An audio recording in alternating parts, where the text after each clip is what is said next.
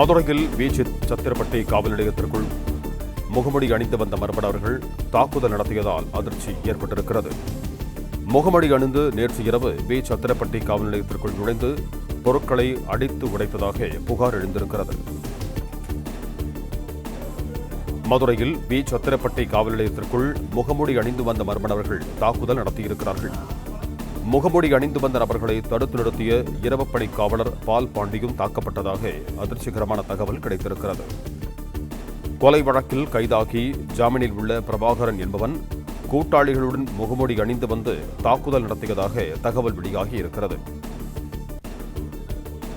கூட்டாளிகளுடன் வந்து பிரபாகரன் தாக்குதல் நடத்தியதால் இரவு பணியில் இருந்த காவலர் ஒருவர் பக்கத்து அறைக்குள் சென்று மறைந்து கொண்டதாக தகவல் வெளியாகி இருக்கிறது.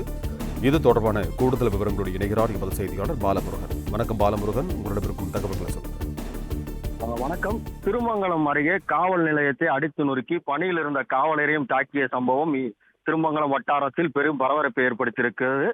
மர்ம நபர்களுக்கு போலீசார் வலை வீசியுள்ளனர். மதுரை மாவட்டம் திருமங்கலம் அடுத்த கல்லுப்பட்டி அருகே உள்ள சத்திரப்பட்டி காவல் நிலையத்தில் நேற்று நள்ளிரவில் முகமூடி அணிந்து வந்த மர்ம நபர்கள் சிலர் காவல் நிலையத்துக்குள் புகுந்து எங்களது உறவினர்களை எதற்காக கைது செய்தீர்கள் என கூறி காவல் நிலையத்தில் இருந்த பொருட்களை அடித்து நொறுக்கி அது மட்டுமில்லாமல் பணியில் இருந்த தலைமை காவலர் பால்பாண்டியை தாக்கிவிட்டு தப்பி ஓடிவிட்டனர். சம்பவம் குறித்து தகவல் அறிந்த போலீசார் சம்பவம் குறித்து இது தொடர்பான விசாரணை மேற்கொண்டு வருகின்றனர்.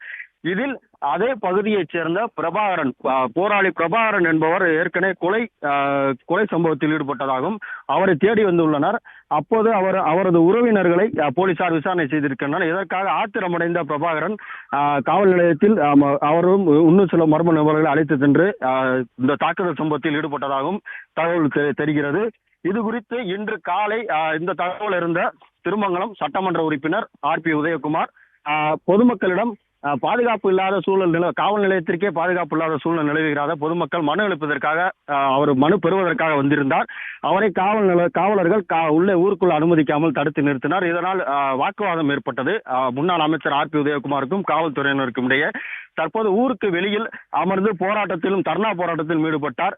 சிறிது நேரம், அரை மணி நேரத்துக்கு மேலாக நடைபெற்ற அந்த போராட்டத்தின் பிறகு போலீசார் அவரை தற்போது கைது செய்து தனியார் மண்டபத்தில் அடைத்துள்ளனர். இந்த சம்பவம் நள்ளிரவில் காவல் நிலையத்திற்குள் புகுந்து மர்ம நபர்கள் சிலர் காவல் நிலையத்தை அடித்து நொறுக்கிய சம்பவம் மதுரை மாவட்டத்தில் தற்போது பெரும் பரபரப்பை ஏற்படுத்தியிருக்கிறது. நன்றி பாலமுருகன், உங்கள் தகவல்களுக்கு.